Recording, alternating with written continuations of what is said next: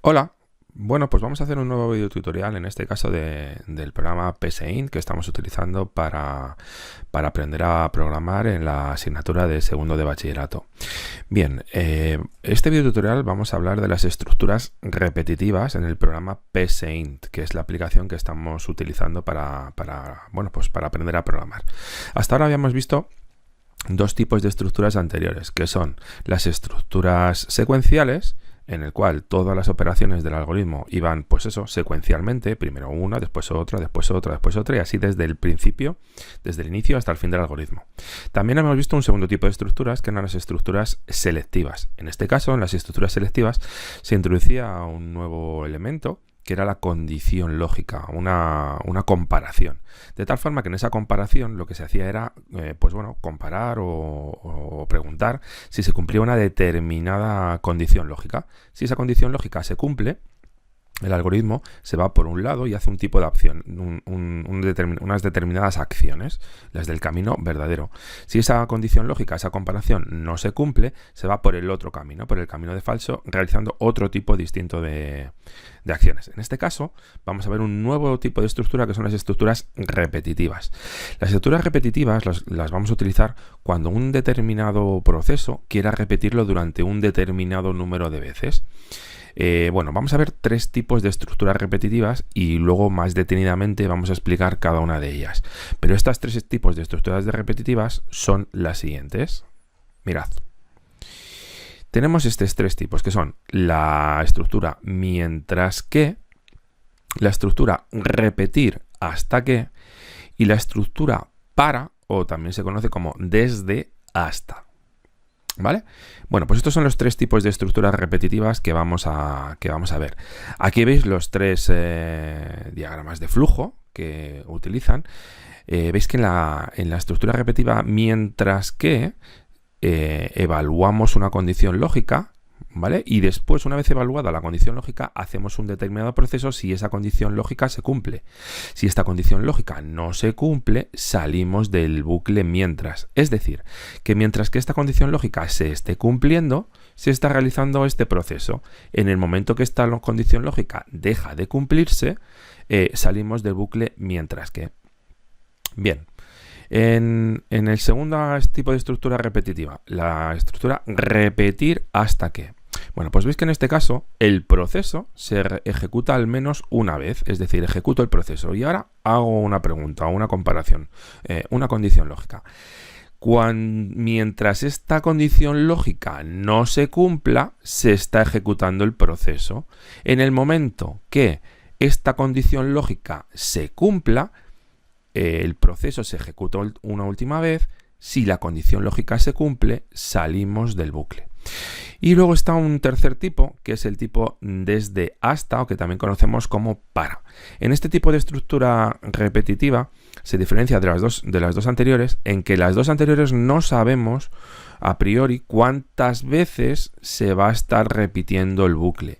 Mientras que en la tercera estructura, en la para o en la desde hasta, que es lo mismo, sí sabemos el número concreto de veces que queremos repetir un determinado bucle. ¿Desde dónde? Desde el valor inicial hasta, normalmente hasta un valor final o hasta que se cumpla una condición lógica, y con incrementos que yo puedo configurar, que normalmente los haremos de uno en uno. Cada vez que el bucle dé una vuelta, se va a ejecutar el proceso. Bien, pues estos son los tres tipos de estructuras repetitivas que vamos a ver. Mirad. He hecho aquí una pequeña comparativa entre las tres. A continuación vamos a hacer unos nuevos videotutoriales en que vamos a explicar cada uno de los bucles o de las estructuras repetitivas una por una. Pero aquí vemos la comparativa de las tres juntas. ¿De acuerdo? Veis que en el bucle vamos a hacer un programa de sumar 10 números introducidos por el usuario. En nuestro caso creo que lo haremos a 5 para simplificar. Y vamos a hacer el mismo programa utilizando el bucle mientras, el bucle repetir hasta que y el bucle para. Como veis, aquí tenemos la comparación entre los tres bucles. Mirad, en el bucle mientras, veis que hago una definición de las variables, inicializo un contador y un acumulador, que son dos conceptos que os voy a explicar ahora a continuación. Luego tengo una condición lógica y esa condición lógica se evalúa. Si esa condición lógica es verdadera, se hace un proceso, se incrementa el contador y el acumulador y vuelvo otra vez a la condición lógica. Si esa condición lógica sigue cumpliendo, vuelvo a hacer otra vez. De tal forma que estoy en este bucle dando vueltas e incrementando este contador y este acumulador. Este contador estará muy relacionado con la condición lógica que yo cumplo aquí, que yo quiero que se cumpla aquí. Lo veremos más adelante. Bueno, entonces estoy dando vueltas al bucle hasta que esta condición lógica deja de cumplirse. Cuando deja de cumplirse, salgo del bucle mientras ofrezco el resultado que he calculado y el algoritmo termina. Bien, el bucle repetir. Bueno, pues en el bucle repetir igual hago una definición de variables, hago una inicialización del contador y el acumulador, que ya os he dicho que ahora os diré lo que es, y hago el proceso. Como veis en el bucle repetir, el proceso al menos lo hago una vez, porque luego la condición lógica está al final. Entonces, hago el proceso al menos una vez, incremento el contador y el acumulador y ahora evalúo la condición lógica, que como os digo, en esta evaluación lógica está directamente implicado este contador que hemos incrementado aquí. Bueno, miro la condición lógica y si no se cumple, vuelvo aquí otra vez a hacer el proceso, de tal forma que hago el proceso, vuelvo a incrementar el contador y acumulador y vuelvo a evaluar la condición lógica. Que sigue sin cumplirse, vuelvo a hacer otra vez el proceso, hasta que llegará un momento en que la condición lógica sí que será verdadera, sí se cumplirá. En ese momento salgo del bucle mientras, ofrezco el resultado y el algoritmo termina. Por último, en el bucle para o desde hasta, también lo conoceremos así, su estructura es la siguiente. Hacemos una definición de las variables, hacemos una inicialización del acumulador, pero veis que no hacemos una inicialización del contador. ¿Por qué? En el bucle para yo no tengo que definir un contador, sino que el contador ya va a venir definido dentro del propio bucle. Como veis aquí, esta variable c será el contador. Y ya veis que viene en la propia estructura, ya viene definido el contador. Bien, pues esto lo que haré será desde el valor inicial 1 hasta el valor inicial 10 e incrementándose de 1 en 1, se pondrá a dar vueltas en este bucle. De tal forma que ¿cuántas vueltas dará? 10. ¿Por qué sé que va a dar 10 vueltas? Porque yo ya lo he puesto aquí, desde 1 hasta 10. Entonces dará 10 vueltas. Sí que es verdad que en estas vueltas lo que sí se irá incrementando, o yo tendré que ir incrementando, es el acumulador, ya que el contador se incrementa automáticamente por la propia forma en que está hecho el bucle para. Una vez que se han dado el número de vueltas que me ha indicado el bucle para, yo salgo y ofrezco el resultado.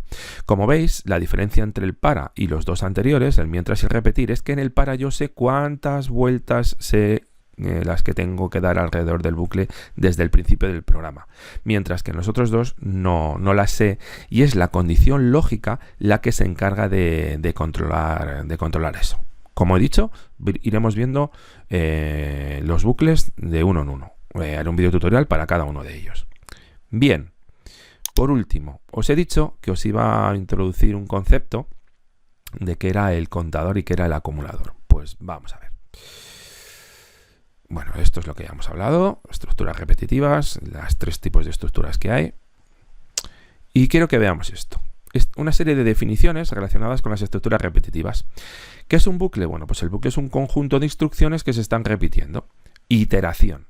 Una iteración es cada una de las vueltas que damos al bucle. Habéis visto antes que podemos dar alrededor de un bucle varias vueltas, dependiendo de cómo se ejecute el propio bucle, ¿vale? Y siempre teniendo en cuenta la condición lógica, que es la que me hace que siga dando más vueltas, más iteraciones o no.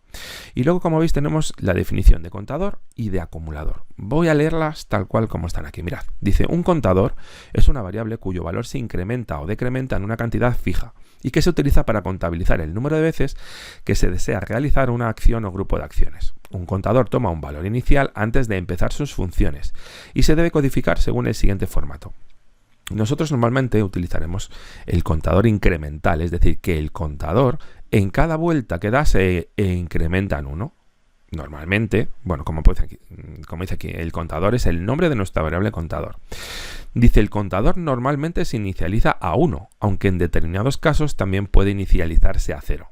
Bueno, pues lo puedo inicializar a 1 o lo puedo inicializar a 0, aunque aquí en el ejemplo nos pone que lo inicializa a 1, no tiene por qué. Nosotros lo podemos inicializar a 0. De hecho, en los ejemplos lo vamos a ver. ¿Para qué me sirve el contador? Pues para contar el número de iteraciones que hago dentro del bucle. Y normalmente la variable contador es la que voy a comparar dentro de la condición lógica. Bien, mirad, una vez visto lo que es el contador, vamos a ver ahora lo que es el acumulador. Dice, un acumulador se encarga de almacenar en una variable el resultado de una o varias operaciones matemáticas que se encuentran dentro de una sentencia repetitiva para obtener un total acumulado. Es decir, que en un acumulador es una variable y en esa variable cada vez que se hace una iteración en el bucle va a ir acumulando por ejemplo, imaginar que quiero ir haciendo la suma de 5 números, ¿no? Pues, que es el ejemplo que vamos a hacer luego para explicar. Bueno, pues en cada vuelta lo que hace el acumulador es sumar el primer número que se introduzca, luego suma el segundo número y lo guarda en el acumulador, suma el tercer número y lo guarda en el acumulador. Esa es la misión del acumulador. Es decir, que en cada una de las vueltas o iteraciones que damos al bucle, ese acumulador se va incrementando. Dice, un acumulador se debe inicializar a 0 en caso de suma y a 1 en caso de producto. Eso es verdad. Cuando yo quiero en cada una de esas vueltas o iteraciones ir sumando, lo que hago es inicializarlo en 0 porque quiero que inicialmente el contador no tenga nada guardado. Es verdad que en el caso de un producto lo puedo inicializar a 1. Bien, pues veis que aquí hay un ejemplo de cómo se actualiza el acumulador cuando es una suma o cuando es una multiplicación. Sí que es verdad que cuando es una suma tiene sentido inicializarlo a 0, como veis aquí, acumulador lo inicializamos a 0, y si fuera un producto lo inicializaríamos a 1, aunque nosotros normalmente, en la mayoría de los casos, lo vamos a inicializar a 0, porque el acumulador lo vamos a utilizar en este formato, vamos, utilizándolo para acumular normalmente sumas. Bien, hemos visto un poco los 3 tipos de estructuras repetitivas que hay: el mientras, el repetir hasta que y el para. Hemos visto también los conceptos de bucle, de iteración y los dos muy importantes de contador y de acumulador. ¿De acuerdo? Bien, en próximos vídeos os iré explicando ya uno por uno y más detenidamente y con un ejemplo cada uno de los 3 tipos de estructuras repetitivas que vamos a aprender. Bueno, pues esto es todo en este vídeo y hasta el próximo vídeo. Un saludo.